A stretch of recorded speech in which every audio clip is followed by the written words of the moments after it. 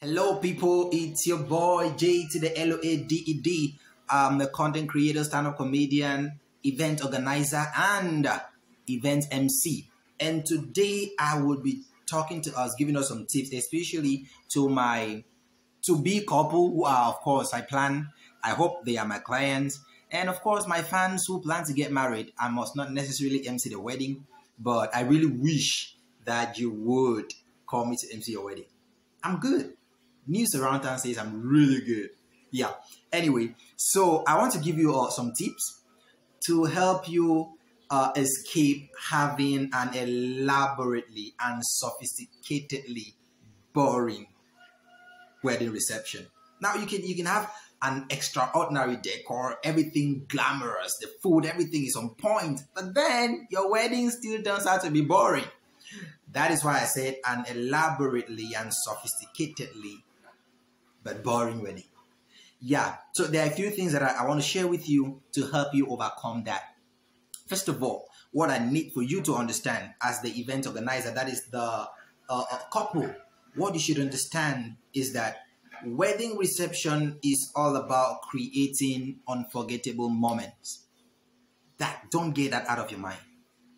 It is about creating unforgettable moments. People are going to forget how your food tasted like. Please give them food. Enough food. People are going to forget how your decor looked like. Well, get good decor. If you can afford it, get it. People are going to forget about your venue and everything. Get a good venue if you can afford it. But they would never forget how that event made them feel. The moments that were created. That is why you must invest a lot into creating unforgettable moments and not just spending wildly. Okay, so the first step to help you avoid having an elaborately and sophisticatedly boring wedding is first, one, write it down. Get a professional MC, a good one. Yeah, there are really great MCs in your country, wherever you are. Well, if you can have any good MC around where you are, please contact me. I can fly from anywhere and come MC your event. See, you don't want to make a mistake. People don't seem to understand that the success of a wedding or any event, especially wedding, is upon the shoulders of the master of ceremony. If your event is going to be boring or interesting, it's all dependent on this guy. But the sad thing is that sometimes we do not prioritize this particular service. So I have a friend of mine who can do it. So you just get your friend to do it for you. And since you're not going to spend money, you see, you just, let them do it. Let them do it. I have a very jovial friend. He knows how to talk. He talks to people. What you fail to understand is that your friend has no stake in the event. He is under no pressure, under no obligation to make that event go right. Because it's not his job. His career is not at stake. You ain't giving the dude no money. He's under no obligation to make things work out the way they are supposed to. So all of that flexibility, adaptability that is needed, and that comes with being a really great professional MC, he does not tap into all of those skills. There is no pressure for that to happen because, no need to do the extra work is what I'm saying. There is no need to do the extra work. But when you get a professional MC who has a track record of knowing how to manage the different complexities that come to events, things hardly ever go the way you plan them. It does not happen anywhere. Things hardly go. So you need somebody who has the nimbleness of mind, the fluidity of thought, and the flexibility of mood and attitude to know how to meander flexibly across the different things that pop up and still give the people a wonderful time.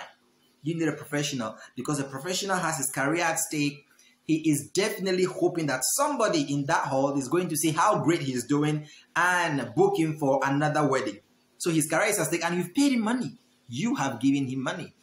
Your money is with him or her, and so they are under obligation to make sure that they do the very best because your money is staring at them and their career is at stake. So they'll do everything it takes to make sure that you have an excellent event. So When it comes to MCing, you don't want to just pick somebody around. You want to make sure that you're getting the best, somebody with experience in the field, somebody who knows crowd, not just a comedian. No, a comedian does not necessarily mean a good MC, because you need somebody who knows how to talk to the different ages of people in the hall. We call them demographics. They are different age range. You need to have somebody who is articulate enough to know how to talk to the basic layman and know how to address the dignitaries in the hall, knowing how to use intonation and the choice of words, the projection of his voice when he is calling whatever activity and who he is calling, depending on the occasion. You understand? You need people who have a good mastery of all of these things. Okay?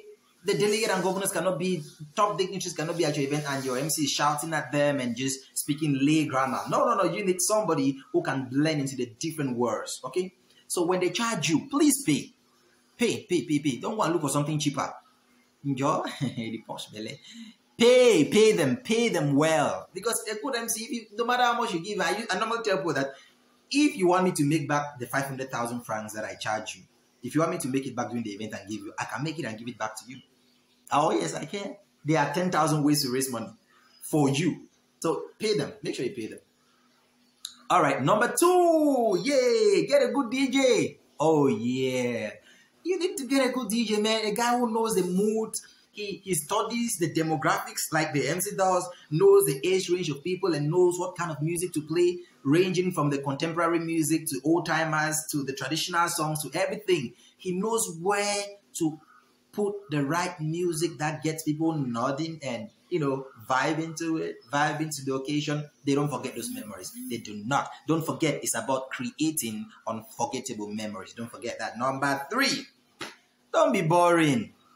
Yeah, I know some couple that are really boring. Really boring. Even like they force them to marry. I don't understand. Their own is that, see, I don't want any games. I don't want anything. Just sharp. Let's just do this thing. My brother, the woman is yours now. You still do the needful. What the hell? Why are you in a hurry? You will still go home and praise God. You do what you have to do. Why the hurry? Some people say, we don't want anything. We don't want any games. We just sharp. Well, if that's the kind of wedding you want for yourself and you have paid me very well, I'm going to give it to you. It's not a problem. But if you really want fun, if you really want to, because sometimes people don't do all of those things. They don't want to play those games in the hall, get into these interactive activities. These are things that make the wedding really fun. It creates moments and memories. And a good MC who knows how to navigate his or her way through this can really give the people an unforgettable time. But you don't want none of this because you are hoping that the MC, especially if the MC is a comedian, you're hoping that they are going to do stand-up comedy while they are... No. And I'm going to create another video addressing this. The MC of your event is not a stand-up comedian of the night. If you need extra comedy, hire a comedian. The MC can only make use of situational and spontaneous humor. Things that are happening in that hall at the time to drop lines from time to time using one-liners, jokes, and situational comedy. He is not permitted to import jokes and start doing stand-up comedy. It is not professional. It is not. We get comedians sometimes because they know how to make fun out of everything that happens using that spontaneity and situational humor. Circumstantially what is happening at the time, yeah, they can tap into that sense of humor, but you're not calling them there in the capacity of a stand-up comedian. So if you need extra gingering, like extra comedy and extra fun, you would need to hire a comedian, or at least let the MC create a lot of games in the event that can ensure that we have an excellent time. So don't be boring, please don't be boring. Well, if you want to be boring, that's on you, but just make sure you pay my money. No, don't be boring, because if you're boring, I'm going to have a boring show. Then I will not have the next comedian. Don't be boring. Don't you dare. Number 4. Don't come late. Yeah, don't come late. Do not come late. The moment you come late for your own event and you keep people, like you say, all right, we're going to start this at 4 o'clock. And then don't forget there are always going to be people that respect time. So they'll come at 4. And then the couple are only coming in, say, by 6:30 or 7. I tell you, that is you're already on a high-speed highway to having things not go the way you planned.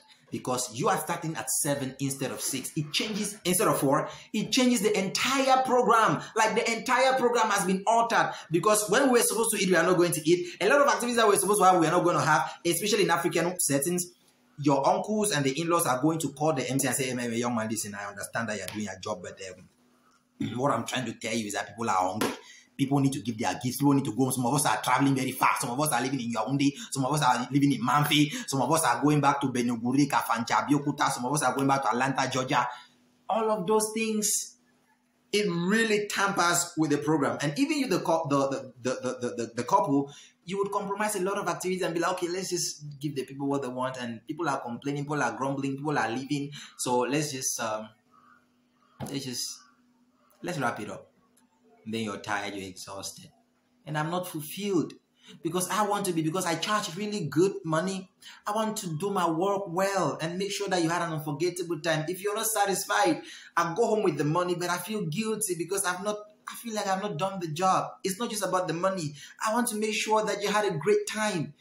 I want to be sure that you did. That's why you called me. If you did not want to have a great time, you wouldn't have called me and paid me. You understand? So I want to make sure that my job is done. So don't come late. When you come late, it changes the entire program. It spoils everything.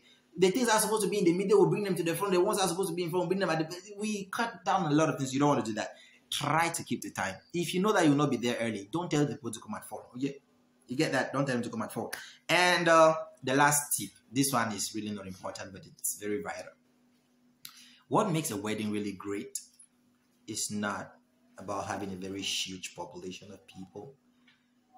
It depends on the quality of people that you have in the hall. Quality.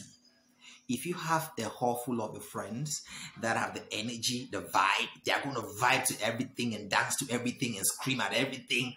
They just go and gather all these country village people, gather everybody from everywhere. They just come. Everybody just come. Mixed multitude. Everybody has an energy. People are chatting, others are doing video calls with their fiancés because they have seen this wedding and it is gingering them. They start doing their own call. When are we getting married? All in that same hall. Too much mixed energy. People are not vibing to your energy. So what really would matter is the quality of people you have in the hall. Do they love you? Are they for you? Did they come there for you? Are they willing to clap when they're supposed to clap, jump when they're supposed to jump, and scream when they're supposed to scream? You need quality, not just quantity. That my wedding was attended about 10,000 people, and so what? Out of those 10,000, you don't even know up to 5,000 of them. It doesn't make sense. Get yourself in a hall with people who are for you, who are vibing with you, who are with your same energy, and have a great time, man. All right, I'm hoping that after watching this video, you have become smarter than you were before. And I'm hoping that, of course, you are going to book me as your MC and pay me well. All right, thank you very much. I'll be bringing more tips and on how to make sure that you have a very great event. I've been MCing for over 10 years now. So I have seen it all when it comes to all kinds of wedding, from the high budget to the medium budget to the low budget to the no budget. I've seen it all. And I tell you that I'm the man for the job. Thank you very much. God bless you.